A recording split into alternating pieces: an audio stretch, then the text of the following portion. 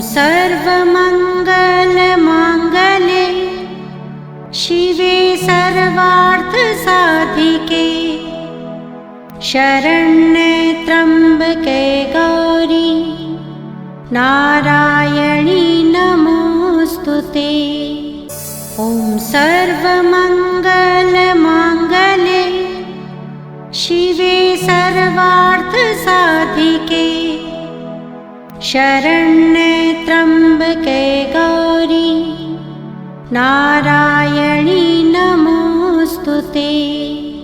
ॐ सर्वमङ्गलमाङ्गल्ये शिवे सर्वार्थसाधिके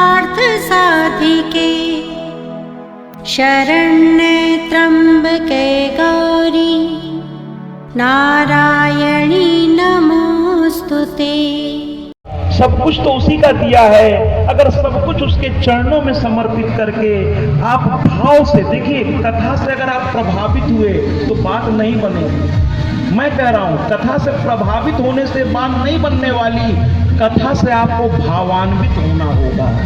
जब तक आप भावान्वित नहीं होंगे तब तक कथा आप तक पहुंचेगी नहीं। जब आप भाव में आ जाएंगे और आपको अगल बगल का होश नहीं रहेगा, आप कथा में ऐसा डूबेंगे कि सिर्फ कथा के साथ ही प्रसन्न होंगे। कथा में जैसा प्रसंग है वैसे आपके भाव चलते जाएंगे। तो विश्वास कीजिए, श्रीमद् देवी भागवत की कथा आपको क्या देगी? अरे आपको मेरी मैया गिरा देगी, जिसके लिए हम सब रात दिन तड़पते हैं। मेरी मैया आपको प्राप्त हो जाएगी। कौन? कभी काली बनके, कभी दुर्गा बनके। ऐसी मेरी मैया आपके हृदय में वास करेगी, आप में निवास करेगी, उसके आंचल की छाया आप महसूस करेंगे। आइए ना अपनी मां से जुड़ते हुए इस कथा को और आगे बढ़ाते हैं। अब आइए, व्यास जी ने कथा सुनाना प्रारंभ कर दिया। कहने लगे, पुत्र, एक समय की बात है, प्रलय आया हुआ था, चारों ओर जल ही जल था। उस जल में एक वट के पत्ते पर, अक्षय वट, मैं प्रयागराज से आया हूँ, ऐसे हूँ मैं भी। मेरे पिताजी आप ही की मिट्टी के हैं, बिहार के ही थे, बक्सर के वो थे। बक्सर में 2.5 कोस दक्षिण एक गांव है करहसी।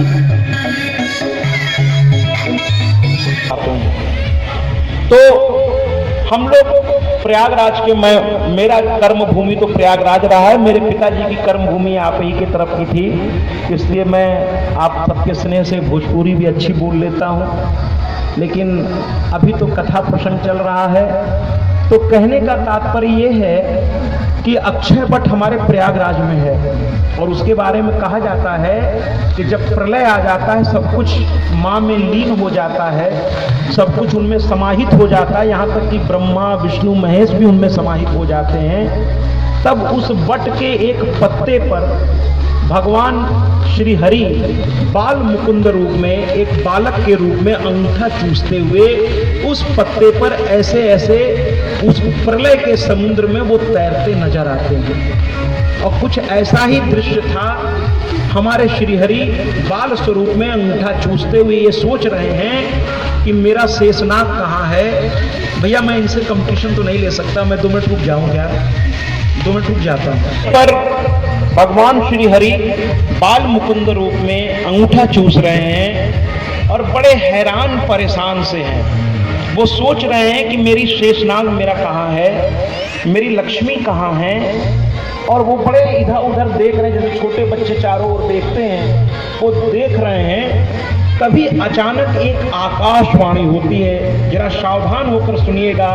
देवी भागवत यहाँ जन्म ले रहा है। देवी भागवत और एक आकाशवाणी होती है। क्या आकाशवाणी होती है? सर्व खल विद मेवाहम नान्य दस्ती सनातनम। सर्व खल विद मेवाहम नान्य दस्ती सनातनम। सर्व खल विद मेवाहम नान्य दस्ती सनातनम। भगवान विष्णु चारों ओर चकरा करके देखने लगते हैं और तभी सामने एक माता प्रकट होती हैं। भगवान विष्णु उनके स्वरूप को देखकर परमानंद हो जाते हैं और उसी बाल स्वरूप में उनको प्रणाम करते हैं। मां मुस्कुराती हुई कहती हैं, पुत्र क्यों परेशान हो? कहते हैं, मां मेरा शेषनाग कहाँ है, लक्ष्मी कहाँ है, मैं तो ये सोच रहा था, लेकिन ये जो अभी अभी आकाशवाणी हुई है ये क्या है। बच्चे माँ को देख के नाना प्रकार के प्रश्न करते हैं, छोटे बच्चे तो कुछ ज़्यादा ही प्रश्न करते हैं, और माँ हमारी बहुत अच्छी मनोवैज्ञानिक होती हैं, छोटे बच्चों को ये बहुत अच्छी तरीके से हैंडल कर लेते हैं, है ना। अगर बच्चा जमीन पे गिर जाए तो रोने लगता है, तो माँ जाती है, पूछती क्या हुआ, तो बच्चा छोटा सा जो अभी ना समझ है वो जमीन को दिखा के कहता है मतलब ये, तो माँ धीरे से पैर को जमीन पे पटक के कहती है लो लो लो इसको मैंने मार दिया, और बच्चा चुप हो जाता है, माँ ने उसको सजा दे दी। तो माँ से अच्छा मनोवैज्ञानिक तो शायद ही कोई हो साहब। तो माँ कहती है क्यों परेशान हो, तो कहने लगते हैं मेरी लक्ष्मी तो छोड़िए, वो तो बात की बात है, मुझे बताइए ये क्या था अभी जो आकाशवाणी हुई। माँ ने मुस्कुरा कर कहा हे पुत्र, ये श्रीमद् देवी भागवत है, इसको आज से तुम हृदय में ग्रहण करो। ये अर्ध श्लोकी है, आधे श्लोक में ये प्रकट हो रहा है। आज से इस मंत्र का तुम प्रतिदिन जाप करो, और जाप करते करते तुम्हारा पुनः वही आकार हो जाएगा, तुम फिर से शेषनाग पर आ जाओगे, लक्ष्मी तुम्हारे पास आ जाएंगी, और तुम्हारे नाभि से ब्रह्मा जी प्रकट होंगे, और उनके ललाट से रुद्र प्रकट होंगे, और इस प्रकार तुम तीनों सत रज तम गुणों से प्रमुखता, सात्विकता तुम्हारे में ज्यादा प्रमुख होगा, राजसी जो है ब्रह्मा जी में, और तामसी प्रवृत्ति शंकर भगवान में होगा। मेरे देवों के देव महादेव जिसने दूसरे की भलाई के लिए विष को भी ग्रहण किया, ऐसे देव को मैं क्या कहूँ। मैं ब्रह्मा विष्णु महेश को बार बार इस व्यासपीठ से आप सबकी तरफ से उन्हें बार बार प्रणाम करता हूँ, प्रणाम करता हूँ, प्रणाम करता हूँ। और मेरे देवों के देव महादेव के लिए एक बार कहिए ना, बोलिए पार्वती पते हर हर महादेव। ऐसे देवों के देव महादेव, और सब तीनों प्रकट हो गए। इसके बाद देवी अंतर्ध्यान हो गई। अब ब्रह्मा विष्णु महेश सोचने लगे कि मेरा जन्म फिर से हो गया, अब इसका मतलब सृष्टि फिर से बनेगी, सृष्टि रचना होनी चाहिए। और ब्रह्मा जी सोचने लगे सृष्टि की रचना हो तो कैसे हो तो कैसे हो। और वो सोचते सोचते बड़े चिंता में पड़ गए, बड़े चिंता में पड़ गए, और वो बहुत चिंतित होकर के अभी मनन ही कर रहे थे, तभी तक अचानक भगवान विष्णु के कान के मैल से कर्णमल, कर्ण और कर्णमल से दो राक्षस प्रकट हो गए। उस पूरे जगह पर दो राक्षस, एक का नाम था मधु और दूसरे का नाम था कैटभ। मधु और कैटभ, भैया ये दो राक्षस केवल उसी दिन प्रकट नहीं हुए, ये दो राक्षस मैं आपको बता दूं ये हर दिन प्रकट होते हैं। और भैया ये दो राक्षस हर दिन प्रकट होते हैं, और ये हमारे और आपके मन में भी प्रकट होते हैं। अब आप कहेंगे महाराज ये राक्षस को कैसे पहचाने, तो भैया मधु का मतलब जानते हैं, मधु का मतलब होता है मिठास, राग। मधु माने राग, जिस चीज से आपको लगाव हो जाए, जिसके बिना आपको लगे कि हम रह ही नहीं सकते, यही तो मधु नामक राक्षस है। ये माया मोही तो है कि आपको लगता है कि इनके बिना हम रह ही नहीं सकते। अरे भैया मुर्गा बाग नहीं देगा तो सूरज निकलेंगे नहीं क्या? जीवन में ऐसी कौन सी चीज है जिसके बिना आप रह नहीं सकते? आपको ये भ्रम ही गलत है कि मैं इनके बिना नहीं रह सकता, मैं इस चीज के बिना नहीं रह सकता। अगर आप ऐसी सोच रखते हैं तो फिर आप कमजोर व्यक्ति हैं। भैया कोई किसी के साथ ना आया है न कोई किसी के साथ जाएगा, तो याद रखिए इस मधु नामक राक्षस से आपको बचना होगा। यानी राग, माया मोह, चाहे वो पुत्र मोह हो, पुत्री मोह हो, घर गृहस्थी का मोह हो, अगर आपको लगता है कि मेरे बिना कुछ ये काम कैसे होगा या ये कैसे कर लेंगे, तो भैया अगर यही बात हनुमान जी अशोक वाटिका में छुपे छुपे रावण जो है सीता जी को डरा रहा था, धमका रहा था, और हनुमान जी छुपे बैठे थे क्योंकि उन्हें सीता माता के सामने पहली बार आने का वो अवसर ढूंढ रहे थे, लेकिन रावण आ चुका था।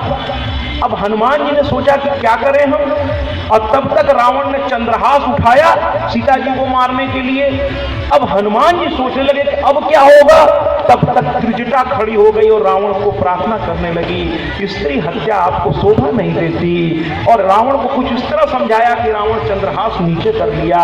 हनुमान जी को लगा कि आज मेरा एक बहुत बड़ा अहंकार, जबकि हनुमान में अहंकार था ही नहीं, लेकिन हनुमान ने कहा अच्छा हुआ त्रिजटा ने ये कर दिया, वरना कहीं मेरे मन में होता, अगर मैं आगे बढ़कर के इसको रोकता तो मेरे मन में होता कि आज मैं अगर यहाँ नहीं होता तो क्या होता। भैया कभी मत सोचिए कि आप नहीं होंगे तो क्या होगा, दुनिया पहले भी चलती थी, दुनिया आज भी चलती है, और जब आप नहीं रहेंगे तब भी दुनिया चलेगी। तो कभी इस माया मुंह में मत पड़िए कि मेरे नहीं रहने से क्या होगा। अरे भैया आप नहीं रहेंगे, आपके स्थान पे कोई दूसरा आएगा, आपसे अच्छा करेगा या आपसे बुरा करेगा या आप जैसा तो नहीं कर पाएगा, क्योंकि हर आदमी अपने आप में मास्टरपीस होता है, उस जैसा दूसरा कोई व्यक्ति कर ही नहीं सकता, चाहे वो अच्छा या बुरा, वो उस व्यक्ति की विशेषता है। तो यही कुल मिलाकर के मधु माने राग, और कैटब तो उससे भी खतरनाक शत्रु है आपके अंदर, ईर्ष्या। कैटब माने कसैलापन, जो कड़वा बोलते हैं, आप उनसे सीधे मुंह बात कीजिए, जवाब आपको उल्टा मिलेगा। सुबह सुबह उनसे कहिए नमस्ते, कहेंगे सुबह सुबह नमस्ते, मूड खराब कर दिए तुम, सुबह सुबह नमस्ते, तो आप कहेंगे हमने क्या गलती कर दी भैया। कैटब माने कसैलापन, आपके अंदर का कड़वाहट, जो आप किसी व्यक्ति विशेष के लिए या किसी स्थान विशेष के लिए या किसी परिवेश विशेष के लिए आपके मन में जो पैदा होता है, इससे भी बचिए। तो ये दो राक्षस हमारे विष्णु भगवान के कर्णमल से पैदा हुए, और ब्रह्मा जी अभी चिंतन कर रहे हैं, सृष्टि की रचना करनी है, तब तक उनके सामने गए, और राक्षसी प्रवृत्ति तो मैंने अभी आपको बता ही दी है, न जियब न जिए दे, राक्षसी प्रवृत्ति है ये। दैवी प्रवृत्ति क्या है कि भैया आपको कोई तकलीफ नहीं होनी चाहिए, हमें हो जाए कोई दिक्कत नहीं है, आपको नहीं होनी चाहिए, तो राक्षसी प्रवृत्ति थी। अब वो भैया पहुंच गए और कहने लगे ब्रह्मा जी से, बूढ़े हो गए हो, इस आसन पे तुम बैठने योग्य नहीं हो, कमल के आसन, इतना बढ़िया आसन, इस पे हम दोनों बैठेंगे, हम शक्तिशाली हैं। और इन्होंने क्या किया था, राक्षसों में एक आदत थी, देखिए ये सब भी पहले काम अच्छा ही करते थे, तपस्या करते थे, घनघोर तपस्या, लेकिन जैसे ही भगवान इनके सामने प्रकट होते थे उस तपस्या के प्रभाव से, तो राक्षसी प्रवृत्ति थी अंदर, सोच का तरीका ही गलत था, तो भगवान से ऐसा वरदान चाहते थे, उस वरदान से वो दूसरों को तकलीफ दे सके और उनको कोई तकलीफ न दे सके, ऐसा वरदान वो चाहते थे। और भगवान ऐसी वरदान से तो नाराज हो जाते हैं, लेकिन वो कहते थे ठीक है। और राक्षसों को लगता था कि वो अमर होने का वरदान मांग रहे हैं, लेकिन आप जितने भी राक्षस को देखिए वो अमर होने का वरदान मांग ही नहीं पाए, वो तो अपने मृत्यु का वरदान मांगते थे। आप कहेंगे कैसे, अभी इसी में आएगा आगे, शुंभ निशुंभ महिषासुर, इन्होंने क्या कहा, पहले तो कहा अमर कर दीजिए, ब्रह्मा जी ने कहा नहीं हो सकता, जब मैं अमर नहीं हूं तो तुमको कहां से कर दूं, भाई जिसके पास जो है ही नहीं है वो दूसरे को कैसे दे सकता है। तो कहे फिर, तो कहे ठीक है, हमारी मृत्यु किसी भी पुल्लिंग से ना हो, यानी किसी भी पुरुष से ना हो, चाहे वो जानवर का हो, यक्ष गंधर्व किन्नर हो, मनुज हो, मतलब पुरुष यानी नर से ना हो। तो कहे ब्रह्मा जी अच्छा फिर, तो कहे अरे स्त्री ये क्या कर लेगी मेरा, कुछ लोग स्त्री को ऐसे ही समझते, करी तो अबला है क्या कर लेगी, लेकिन वो नहीं जानते भैया, अगर ये माँ बन के दुलारती है, बहन बनकर पुचकारती है, तो जिस दिन इसके आन पर आंच आई, इसके आन पर आंच आएगी, उस दिन ये चंडी बनकर आपको ललकार देने में भी देर नहीं लगाएगी। इसलिए इसके आन पर आंच मत आने दीजिए, इसको माँ बने रहने दीजिए, इसको बहन बने रहने दीजिए, वरना चंडी रूप में आई तो फिर काली के रूप में रक्त पिपासा होकर के दुष्टों का दलन भी कर सकती है। ये नारी शक्ति है, इसको ललकारिए मत। तो कहने का तात्पर्य यह है कि मधु और कैटभ ब्रह्मा जी को ललकारने लगे। ब्रह्मा जी सोचे मैं तो सन्यासी आदमी हूं, लड़ना मेरा काम ही नहीं है। भाई विभाग बटा है ना, जैसे कानून को संभालने का काम डंडा चला करके, या जैसे भी पुलिस विभाग उसके लिए बना हुआ है। अगर हम और आप अपने से सब समझने लगेंगे तो कानून हाथ में लेंगे और फिर पुलिस वाले कहेंगे कि भैया आपने भी तो गलती की है, चलिए थाने। तो कानून एक बना हुआ है। तो ब्रह्मा जी ने भी कहा हम विष्णु भगवान के पास चलते हैं। कब जागोगे? विष्णु भगवान के पास चलते हैं। और विष्णु भगवान के पास ब्रह्मा जी पहुंच गए भैया। और पहुंच गए तो देखे क्या कि विष्णु भगवान वो सर्व खलविद में वाहम नान्य दस्ती सनातन, और माँ के ध्यान में ऐसे डूबते डूबते डूबते योग निद्रा में चले गए। योग निद्रा में चले गए। अब मधु कैटभ पीछे पीछे, ब्रह्मा जी आगे आगे दौड़ते दौड़ते पहुंचे भगवान विष्णु के सामने। और भगवान विष्णु के सामने जाकर के कहने लगे हे विष्णु, जगो ना जगो ना जगो ना। और वो अपने भाव में डूबे हुए हैं विष्णु भगवान। ध्यान करिए तो ऐसे करिए कि अगल बगल होश न रहे। भगवान विष्णु को कुछ भी नहीं, योग निद्रा में जा चुके हैं। और ब्रह्मा जी आवाज दे रहे हैं अरे ये राक्षस मेरे पीछे पड़ गए हैं, कब जागोगे? हो गई। बोलिए ना मेरी मैया की एक बार और, बोल साचे दरबार की जय। जयकारा शेरा वाली दा, बोल साचे दरबार की जय। देवी भागवत में माँ का दूसरा प्राकट्य। माँ प्रकट हो गई, मुस्कुराती हुई देखने लगी। विष्णु भगवान अंगड़ाई लेकर उठ बैठे। कहने लगे क्या हुआ ब्रह्मा जी? कहने लगे देखिए प्रभु, आप ही के कान से निकले हुए ये दो राक्षस मुझे मारने के लिए तैयार बैठे हैं, बार बार ताल ठोक रहे हैं। भगवान ने कहा चिंता मत करो, मैं जग गया हूँ। और उन्होंने कहा अरे भाई, इस वयोवृद्ध इस बूढ़े व्यक्ति को क्यों परेशान करते हो? तुम्हारी लड़ाई की इतनी ही इच्छा है, तुम्हारा शरीर इतना ही खुजला रहा है, तो आओ दो दो हाथ हमसे कर लो। तो वो अहंकार जो होता है ना, अहंकार बड़ा बुरा होता है। ये जो बच्चे यहाँ थोड़ा खेल रहे हैं, जरा इनको मना करें। तो कुल मिलाकर के वो अहंकारी थे। वो कहने लगे अरे हमें किसी की परवाह नहीं है, क्योंकि हमने तपस्या करके एक वरदान प्राप्त कर लिया है। कहें क्या, कौन सा वरदान भैया? तो कहें वो हम नहीं बताएंगे, आप लड़ो, खुद पता चल जाए। भगवान विष्णु ने कहा अच्छा। भगवान विष्णु भी कहे चलो फिर हो जाए। और जम करके युद्ध होने लगा। 5000 वर्ष तक मधु और कैटभ से भगवान विष्णु लड़ते रहे। मैंने कहा ना, राग और ईर्ष्या, इससे जीवन भर हम लोग लड़ते रहते हैं, लेकिन इसको जीत नहीं पाते। जिस दिन इस राग और ईर्ष्या को हम जीत लेंगे, हम फिर जितेंद्रिय हो जाएंगे। फिर हमें मनुष्य से देव बनने में देर नहीं लगेगी भैया। वेद जानते क्या कहता है? वेद का पहला उद्घोष, इस पर कल चर्चा करेंगे। आज थोड़ा कथा को आगे बढ़ाना है, वरना वेद बड़ा एक, हमको तो बड़ा इसमें एक हास्य विनोद लगने लगता है कि वेद कहता है, वेद का अगर पहला आप उठा के देखें तो वेद मनुष्य से कहता है मनुर्भवः, मनुर्भवः, हे मनुष्य तुम मनुष्य बन जाओ। है ना थोड़ा हास्यास्पद कि जैसे किसी को आप कहें अरे रमेश जी आपका नाम क्या है? आप मनुष्य को कह रहे हैं, ये मनुष्य मनुष्य बन जाओ। मैं जरा निवेदन करूंगा कमेटी के लोगों से, जरा इन बाल गोपालों को यहां से हटाएं। मधु कैटभ जो है वो भी उसी तरह थे। वो मरने का नाम 5000 वर्ष तक बारी बारी से लड़ते रहे। और अंत में विष्णु भगवान को कुछ शक हुआ।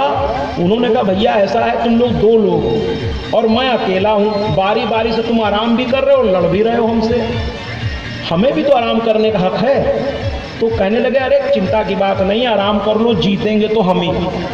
कितना आराम चाहते हो? कहीं ज्यादा नहीं, थोड़ा थोड़ा समय दे दो। तो दोनों दूर बैठ गए और ये अकेले में जैसे ही एकांत मिला, इन्होंने ध्यान लगाया, माँ का ध्यान लगाया।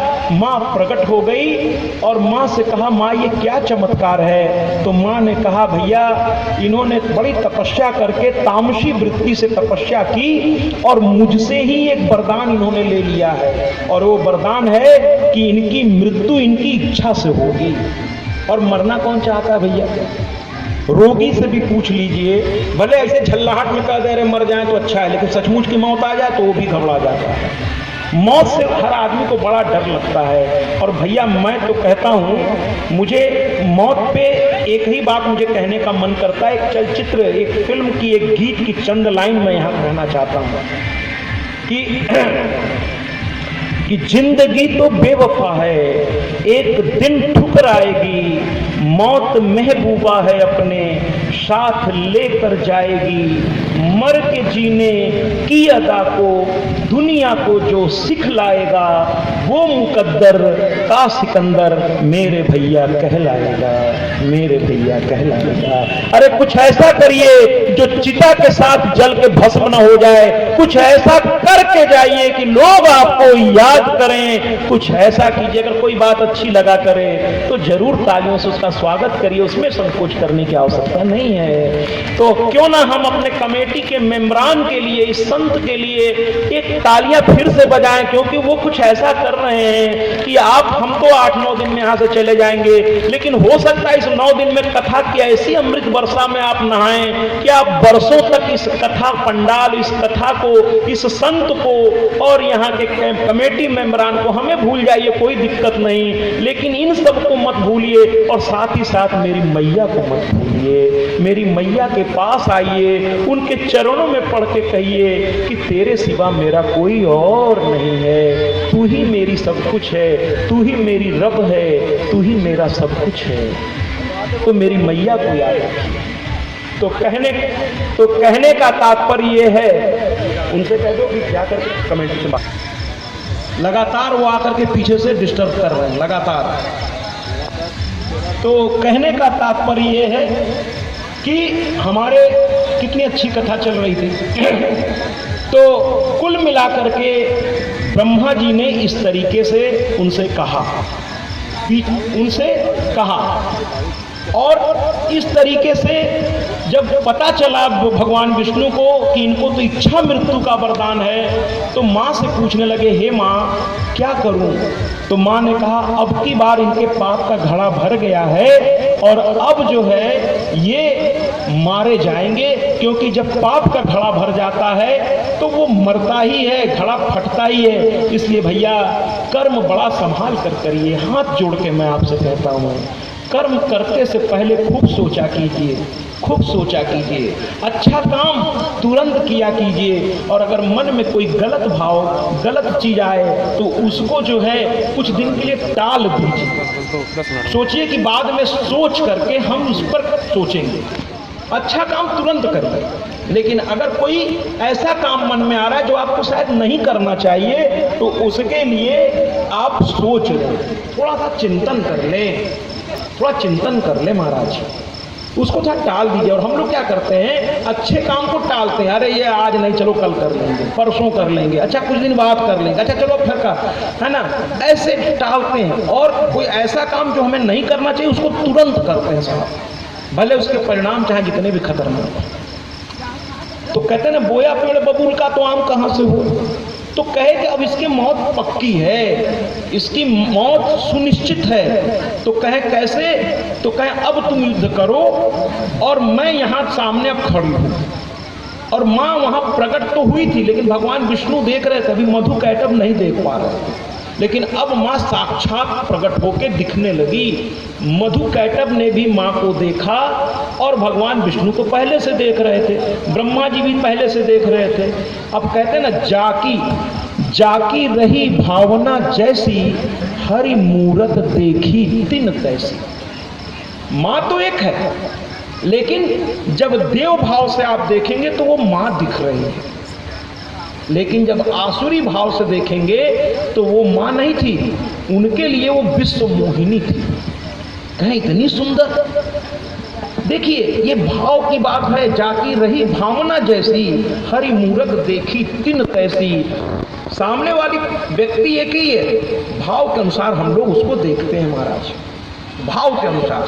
आसुरी प्रवृत्ति में भावानुसार उसको वो मान नहीं समझ रहे थे। वो तो कह रहे थे अगर ये मुझे मिल जाए तो क्या बात है।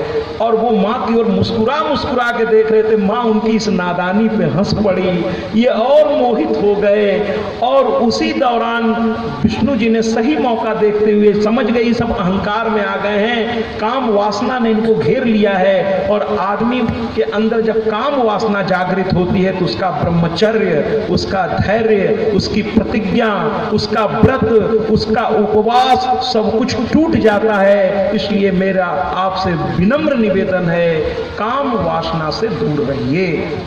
ये सब कुछ खत्म कर देता है, सब कुछ खत्म कर देता है। तो भैया कुल मिलाकर के ये इतने मोहित हो गए, इतने मोहित हो गए कि भगवान विष्णु ने कहा मैं तुम्हारी वीरता से प्रसन्न हूं, कुछ मांग लो। तुम कहते हैं अरे हटो, तुम क्या दोगे, तुम दे क्या सकते हो, 5000 साल से लड़ रहे हो, हरा तो सक नहीं रहे हो, अब चले हो देने, तुम दोगे हमको। क्योंकि सामने स्त्री दिख रही है, उनके सामने वो हल्का नहीं अपने को समझना चाहते। वो कह रहे तुम क्या दोगे, हम देंगे। तुम देवताओं के भी सबसे श्रेष्ठ, आज इतिहास गवाह होगा, मधुकैटभ विष्णु को देने जा रहा है।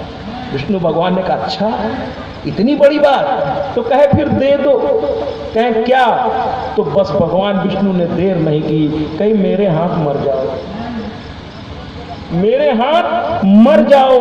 अब ये फंस गए, चूंकि जवान दे चुके थे। देखिए पहले के राक्षस भी जवान की कीमत समझते थे, आजकल का इंसान तो जवान की कीमत ही भूलता जा रहा साहब। कुछ लोग, सबकी बात नहीं कर रहा हूं, आज कुछ कहते हैं, कल कुछ कहते हैं, परसों कुछ कहते हैं। कुछ लोग तो इतने महान होते हैं, यहाँ कुछ और सोचते हैं, यहाँ से कुछ और कहते हैं, उसका मतलब कुछ और निकलता है, सामने वाला उसको कुछ और रूप में लेता है और उसका परिणाम कुछ और हो जाता है। कुछ भी ठीक नहीं, सारा कुछ विकृत है। तो भैया यहाँ भी हमारे मधुकैटभ ने कहा मांगो, इन्होंने मांग दिया तो कहते हैं अब तुम भी कुछ हमको दो।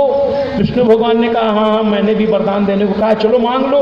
तो कहते हैं ऐसी जगह मारो, उन्होंने चारों तरफ देखा कि ऐसी जगह मुझे मारो जहाँ जल ना हो, जबकि उसमें प्रलय था, चारों तरफ जल ही जल था।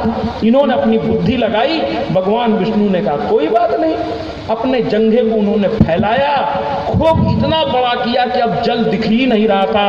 अब भगवान विष्णु ने कहा देखो जल नहीं दिख रहा है ना, कहे नहीं, तो कहे बस अब देर किस बात की, मेरे जंघे पर सर रखो। और अब ये क्या करें, देख रहे हैं स्त्री देख रही है, अब उसके सामने मेरा वो अपमान हो जाएगा अगर मैं बात नहीं मानूंगा। तो अपनी वीरता दिखाते हुए कह रहे ये लो तुम्हारे जंघे पे सर रखता हूं। और जैसे ही सर रखा, भगवान विष्णु ने अपने चक्र सुदर्शन से सर धड़ से अलग कर दिया। मधुकैटभ मारा गया, मारा गया, मारा गया। राक्षस के मरने से खुशी नहीं हुई क्या? अगर हुई तो जरा जोरदार तालियों से स्वागत कीजिए। मधुकैटभ मारा गया, उसकी चर्बी फैलने लगी, भगवान विष्णु के जंघे से नीचे की ओर फैलने लगी। और ये पृथ्वी उसी समय प्रकट हो रही थी, क्योंकि सृष्टि की रचना होनी थी, माँ के द्वारा पृथ्वी को भेजा गया था। और ये चर्बी उस पृथ्वी के ऊपर समाहित हो गई, पृथ्वी पर चर्बी फैलती गई। और इसीलिए माताओं या हर उस व्यक्ति से मैं कहना चाहता हूँ जो लोग मिट्टी खाने के शौकीन हैं, कुछ माताओं की आदत पड़ जाती है कि मिट्टी सूंधी लगती है तो खाने लगती हैं। और मैं आपसे हाथ जोड़ के कहता हूँ कि मिट्टी अभक्ष है, मिट्टी खानी नहीं चाहिए, क्योंकि मिट्टी पर ऐसा हमारा शास्त्र कहता है कि मधुकैटभ की चर्बी इसमें मिली हुई है। तो जो लोग मिट्टी खाते हैं मैं उनसे पूछना चाहूँगा क्या आप मधुकैटभ की चर्बी खाना चाहते हैं क्या? और अगर नहीं खाना चाहते तो आज से मिट्टी खाना छोड़ दीजिए। मिट्टी भक्ष नहीं है, अभक्ष है। और उसी दिन से पृथ्वी का एक और नाम पड़ गया, मेदिनी। माँ तेरा शुक्रिया, मेदिनी। पृथ्वी का एक नया नाम पड़ गया, मेदिनी। और पृथ्वी को जैसे ही मेदिनी नाम पड़ा मां प्रसन्न होकर मुस्कुराने लगी और इधर ब्रह्मा विष्णु हाथ जोड़ के खड़े हो गए और उसी समय महेश भी आ गए। तीनों मिलकर हाथ जोड़ करके मां से आइए ना हमारे इन बच्चों के द्वारा इस गीत के द्वारा मां का शुक्रिया अदा करते हैं। ब्रह्मा विष्णु महेश, मां तेरा शुक्रिया, मां तेरा शुक्रिया मां। आइए ना हम सब भी, ये मां का पंडाल है, यहाँ कोई व्यक्ति विशेष का नहीं है। अगर भाव आ जाए ये मां का दरबार है, उठिए, नाचिए, झूमिए, गाइए, मेरी मां को प्रसन्न कीजिए। मेरी मां को नृत्य गीत और ये कथा मां को बड़ी भाती है। जहाँ ऐसा माहौल होता है वहाँ शक्ति रूपणी मेरी मां स्वयं पधार जाती है। आइए ना इन बच्चों के माध्यम से हारमोनियम पर हर्ष दुबे और नाल पर राहुल कुमार, मां तेरा शुक्रिया। बिन मांगे तुमने, बिन मांगे तुमने सब दे दिया, तेरा शुक्रिया, तेरा शुक्रिया, तेरा शुक्रिया, तेरा शुक्रिया। बिन मांगे तुमने, बिन मांगे तुमने सब दे दिया, तेरा शुक्रिया।